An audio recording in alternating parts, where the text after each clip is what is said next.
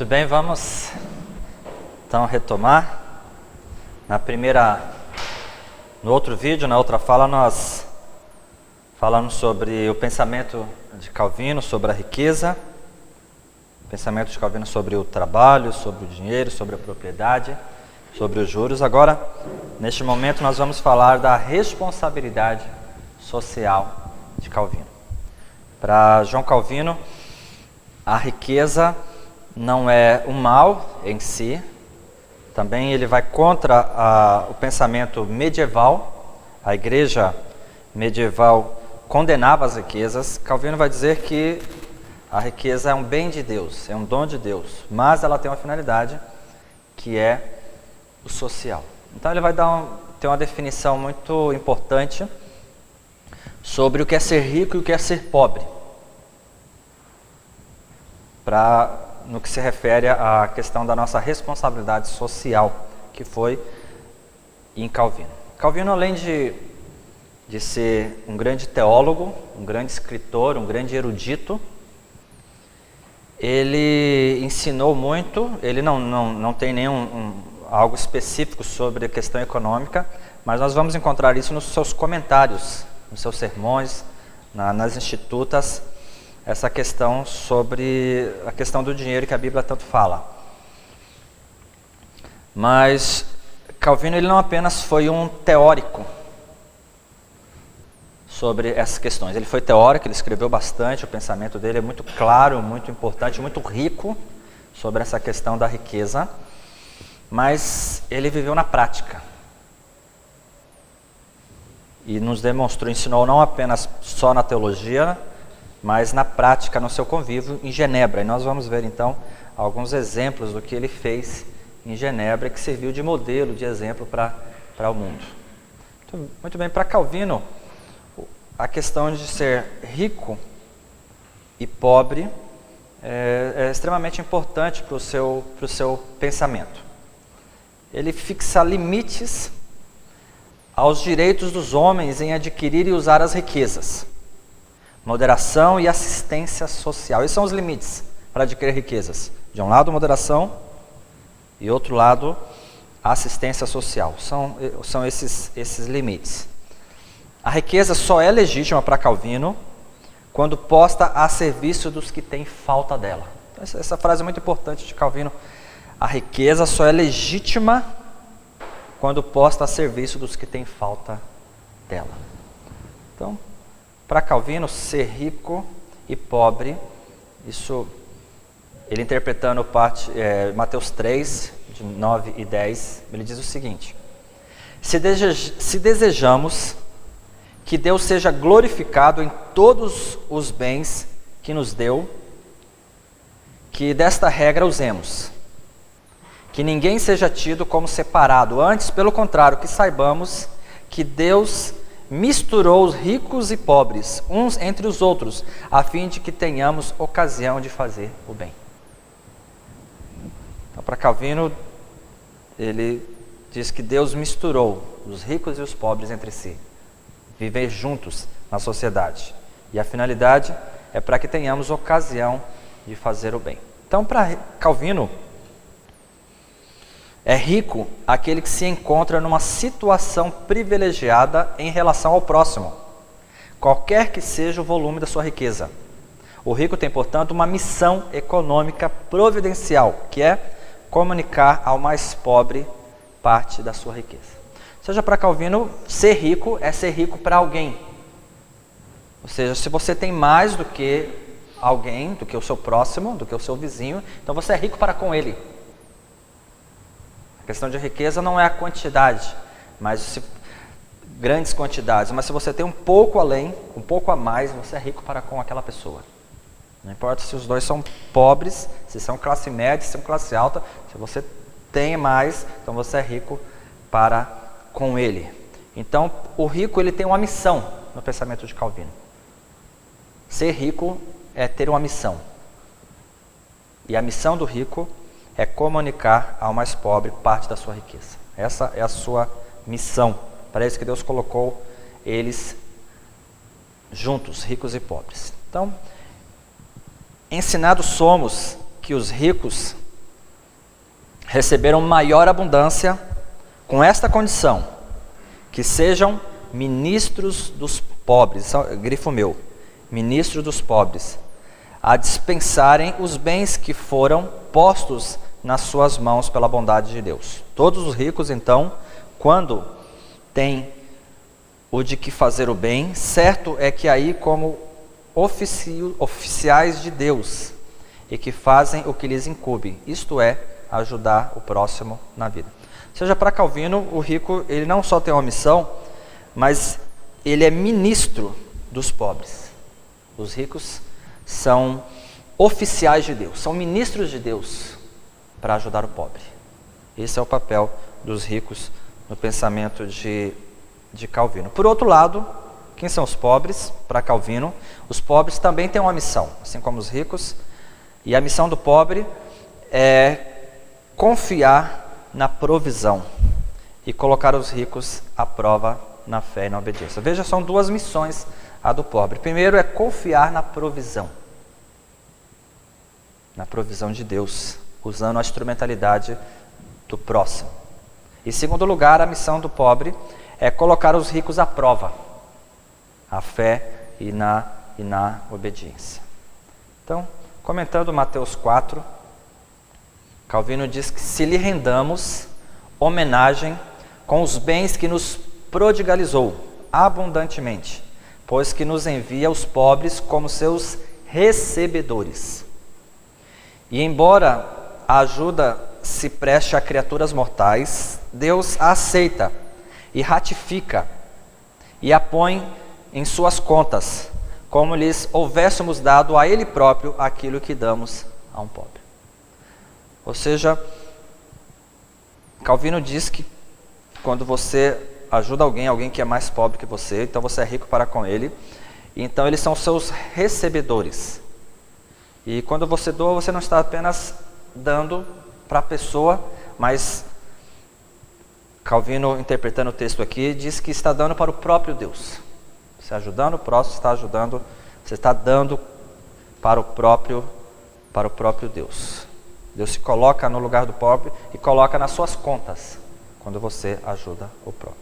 Então esse é o pensamento, o que é ser rico e o que é ser pobre para Calvino. Calvino também vai falar da beneficência, algo muito importante que foi na Antiguidade, que foi na Idade Média e foi em Genebra. Calvino então vai falar dessa ação, dessa responsabilidade que é a beneficência. Cristo, e ele usa o exemplo de Cristo. Calvino diz que Cristo se fez pobre porque não usurpou por algum tempo da sua possessão e dos direitos que tinha. Por isso, também nós não devemos nos poupar em sacrificar algo de nós mesmos para ajudar os outros. Pelo seu exemplo, nós somos incitados à prática da beneficência. Ou seja, para Calvino, a função de Cristo veio ao mundo pobre para nos servir de exemplo. Porque o próprio Cristo, ele se doou de si. Ele abriu mão das suas possessões, do que ele tinha, da sua glória, e veio ao mundo pobre. Ou seja, ele fez o sacrifício, ele doou de si justamente para nos dar esse exemplo. Que nós também devemos, a exemplo de Cristo, fazer esse sacrifício e doar aquilo que vem de nós, a parte que nos cabe, da nossa abundância, da nossa riqueza, em dividir, em ajudar o próximo, a exemplo de Cristo. Assim, ele santificou a pobreza em sua própria pessoa, para que os crentes não mais retrocedam diante dela. E por meio da sua pobreza ele nos enriqueceu, para que não mais achemos difícil tomar nossa abundância e usemos em favor de nossos irmãos. Comentando 2 Coríntios, capítulo 8, Calvino, ele santifica então assim a pobreza. A exemplo de Cristo, nós não acharmos difícil esse sacrifício de tirar daquilo que nós temos para repartir para o próximo. Agora a questão é quanto nós devemos doar. A contribuição nunca deve ser além ou aquém das nossas posses. Cada um deve contribuir conforme as suas próprias capacidades. Então, baseado em 2 Coríntios 8 e 9, Calvino interpreta, dizendo que o valor que você deve doar não deve ser nunca aquém ou além da sua capacidade. Se você tem pouco, você não pode doar muito, e nem deve, e nem pode. Mas cada um contribua conforme a sua própria capacidade. Esse é o limite, o quanto deve doar. Para Calvino, doar também não é opcional. Doar é um dever. A beneficência é mais do que um auxílio ao necessitado. É um dever explícito de ministrar uns aos outros. Não é somente pensar, mas agir em prontidão de fato em favor do necessitado. Para Calvino, a esmola é um sacrifício.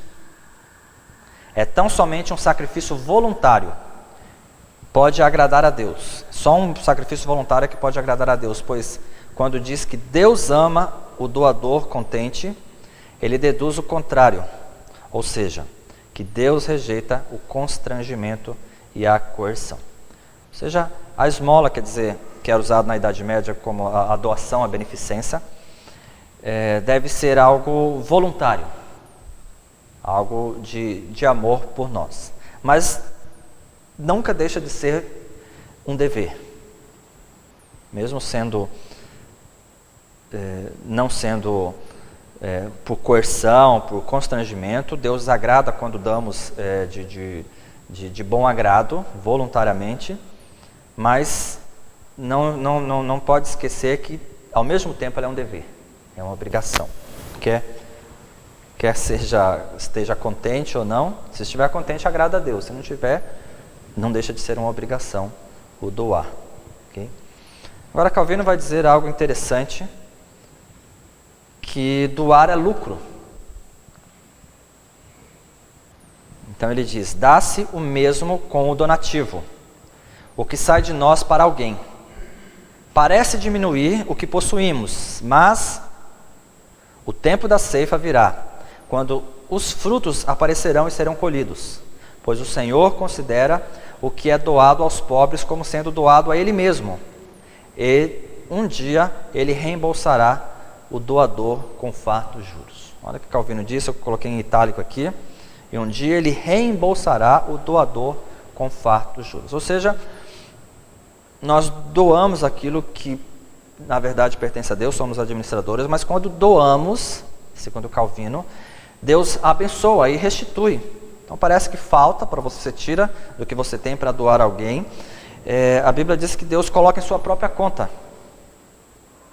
E então Ele retornará, você será reembolsado e com fartos juros. Ou seja, doar é lucro. A teologia da prosperidade tem usado esses textos, e Calvino vai dizer que eles usavam textos como esses para o benefício próprio. Então, não é errado e não é mentira que a doação é um lucro, que Deus aumenta, que Deus abençoa, que Deus multiplica. Mas Calvino sempre coloca que a questão do doar, essa lição, essa teologia, esse ensinamento sobre a questão da riqueza, ela é um dos ensinamentos da palavra de Deus. O centro do culto, o centro da palavra de Deus é Cristo e esse crucificado. Essa é a pregação da Reforma, essa é a pregação de Calvino. O que acontece nessas igrejas da teologia da prosperidade, não há errado nesse ponto, mas a questão é a ênfase. Ou seja, nesses cultos, praticamente todo culto é voltado apenas para este assunto, para este ensinamento do lucro, da doação, da prosperidade. E apenas é um dos assuntos das Escrituras interpretada na Bíblia. Por isso que Calvino diz que desde a Idade Média, eles, em nome da piedade, eles obtinham grandes lucros, a igreja obtinha grandes lucros. Portanto, doar é um lucro, é bênção de Deus e é o que a Bíblia diz. Mas não é o centro do culto, não é o centro da Bíblia, O centro é pregar Cristo e Cristo crucificado. Esse é o ensinamento, a teologia de Calvino. Muito bem, agora para administrar essa riqueza, esse bem, esse trabalho social, a responsabilidade social do ser humano, da cidade, Calvino vai enfatizar o ensinamento do diaconato. E vai colocar o diaconato como um organizador na cidade de Genebra para organizar a cidade. Então, sobre o modelo da igreja primitiva, Calvino organiza em Genebra o diaconato, que é um ministério social da igreja, buscando o justo equilíbrio entre o surto econômico e a justiça social. Na época de Calvino, Genebra era uma cidade relativamente grande para a época, tinha mais ou menos 12 mil habitantes, estava na média. E por causa da reforma, muitos refugiados que vinham de vários países, eles se refugiavam, teve época que a cidade chegou a 18 mil habitantes. Então isso gerou um certo desconforto econômico, social. Então Calvino organiza a cidade com o diaconato. Ele usa a igreja, usa os diáconos da igreja para organizar socialmente a cidade de Genebra. Então, a igreja de Genebra se organiza em 4 ofícios ministeriais. Haviam os pastores, os presbíteros, os mestres e os diáconos. É o que organizavam, eram os oficiais da igreja, como nós temos. Também, parecido. Mas entre os diáconos existiam os procuradores e os hospedeiros. Ele dividiu a categoria de diáconos em 2. Haviam 2 tipos de diáconos em Genebra para resolver essa questão social. Primeiro,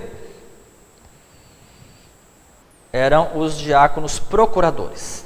Então, em 1535, lá em Genebra já havia o Hospital Geral e Calvino então vai desenvolver isso. Esse Hospital Geral era um local onde recebiam os refugiados e eles eram tratados e ali eles eram assistidos. Então, Calvino nomeia os diáconos da cidade, da igreja, para administrar esse hospital. Então existiam os diáconos, primeiro eram os diáconos procuradores. Era uma comissão que recolhia e administrava os donativos, pensões, esmolas, haveres, rendas. Então esses diáconos, eles cuidavam da administração dos donativos. Eles recebiam donativos, até o próprio Calvino, há relatos que ele às vezes saía e subia escadas, ia nas casas e batia nas portas e pedia doações para o Hospital Geral e para as instituições que ele tinha, para a própria academia dele. Então ele nomeou esses diáconos para fazer esse tipo de arrecadação e administrar esses recursos. Existia também os diáconos hospitaleiros. Eles moravam lá no Hospital Geral. Eles supervisionavam o trabalho das equipes que assistiam as pessoas. Os farmacêuticos, o barbeiro cirurgião. O barbeiro cirurgião é o médico da época. Os professores para as crianças, os serventes. Então, eram essas categorias de diáconos. Os diáconos procuradores, que administravam dos recursos financeiros, os diáconos hospitaleiros que colocavam a mão na massa, ou seja, que cuidava lá dos enfermos, que administrava, que supervisionava lá de perto e morava lá no hospital, daqueles que cuidavam dos enfermos, dos necessitados, das crianças que vinham que eram refugiados. Então eles ensinavam e cuidavam dessas pessoas. Também em Genebra, além do Hospital Geral, Calvino trabalhou bastante e expandiu o Fundo Francês. Era um tipo de banco de refugiados. E o principal papel desse banco francês era coletar recursos financeiros de refugiados ricos que vinham, que dava para então assistir assim os refugiados pobres. Esses vinham da Itália, da Inglaterra, da Espanha e principalmente da França.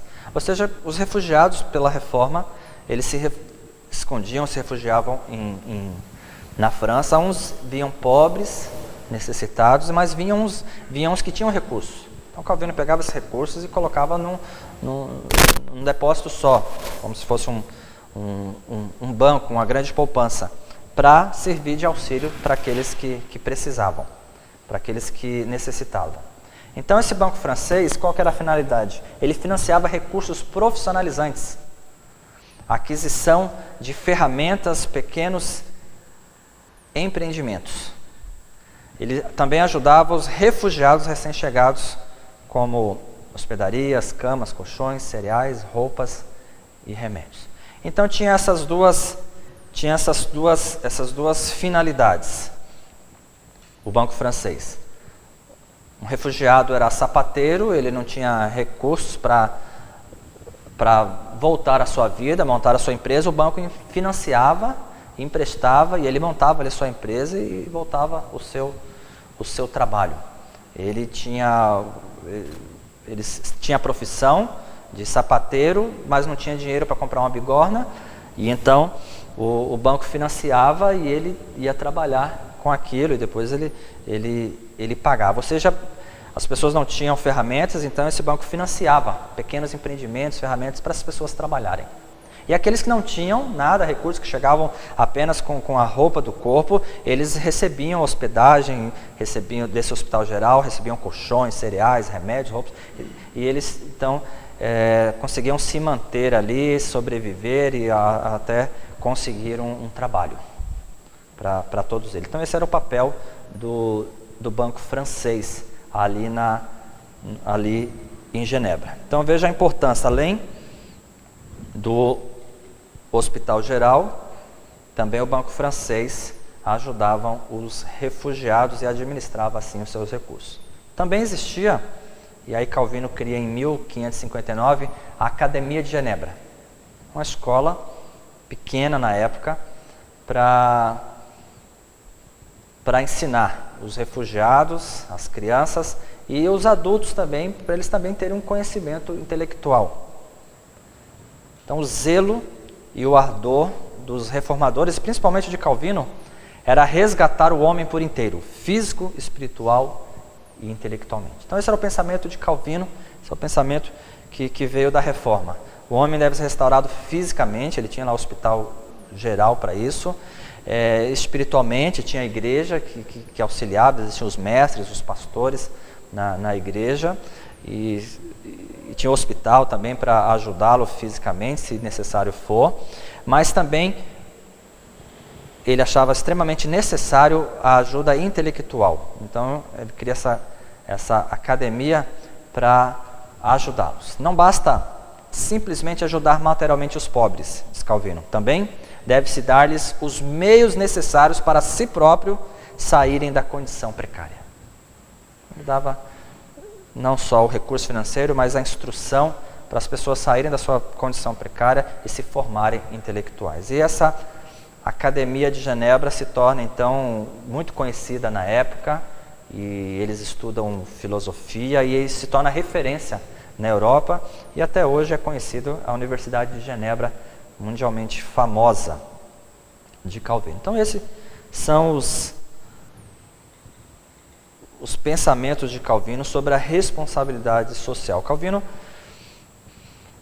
ele não apenas pensou, não apenas sistematizou isso, escrevendo nos seus comentários das Escrituras, nas Institutas, mas ele viveu plenamente esse trabalho. Genebra se tornou uma grande cidade de refugiado, chamado por alguns historiadores como a Jerusalém, o lugar onde as pessoas, os refugiados, iam ser recolhidos, eram ajudados, e não só eram ajudados, mas eles tinham ali um desenvolvimento intelectual, tinham ali um desenvolvimento profissional, e tinha emprego, tinha trabalho, tinha alimento para todos, e assim eles iam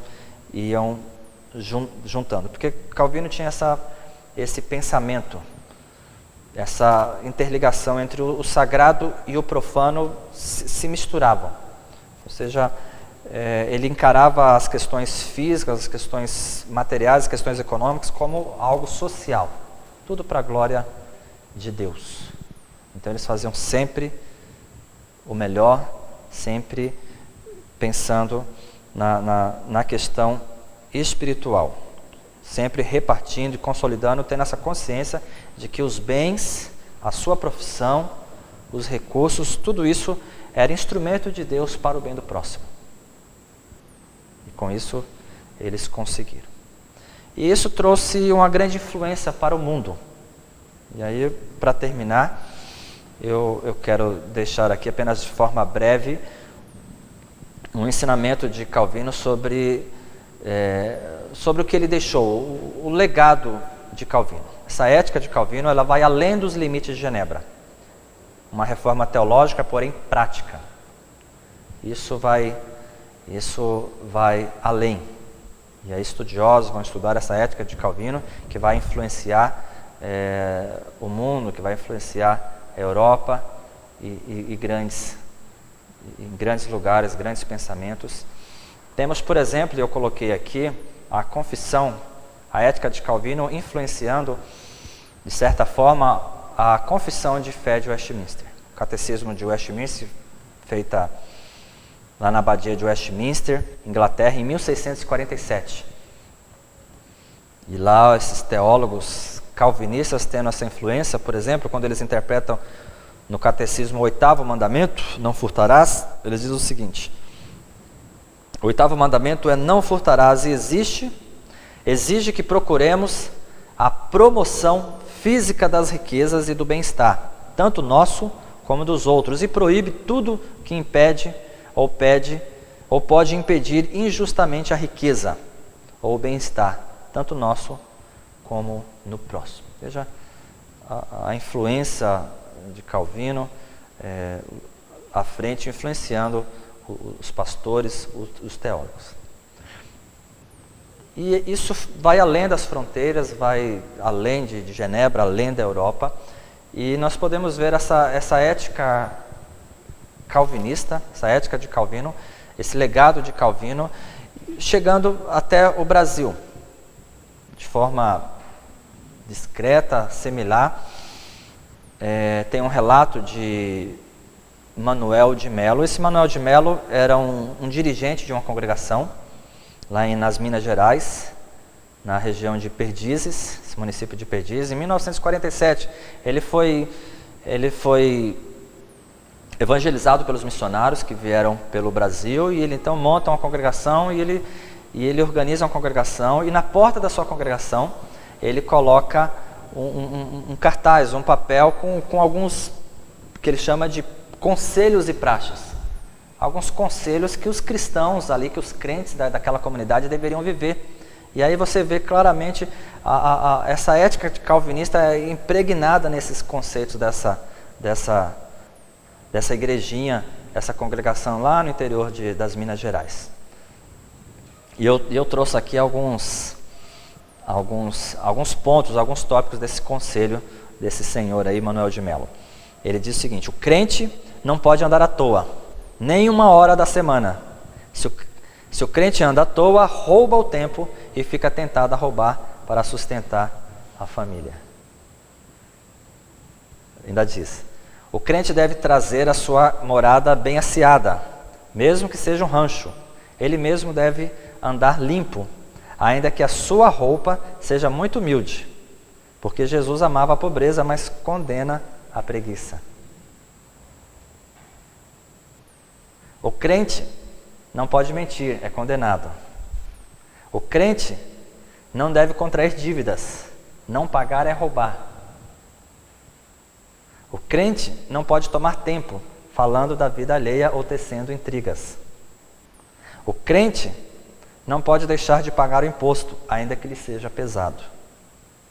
O crente não deve aproveitar as reuniões de oração para tratar de negócios seculares. Pode e deve, antes, tratar dos negócios do reino do Filho de Deus.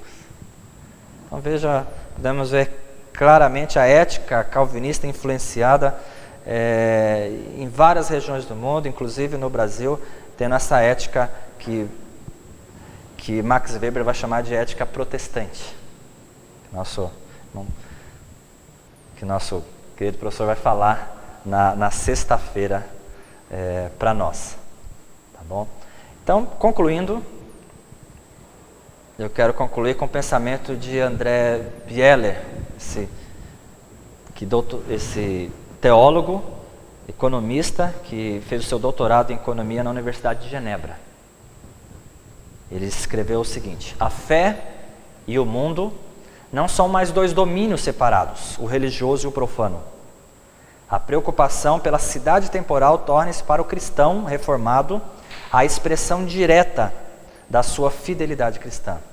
É o que se nota quando se estuda o pensamento de Calvino sobre o dinheiro, a riqueza e a propriedade.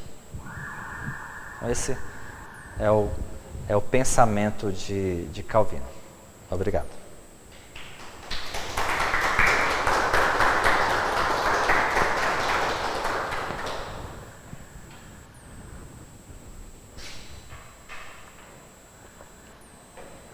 Alguma pergunta?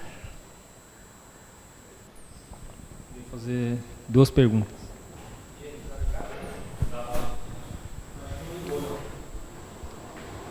Não?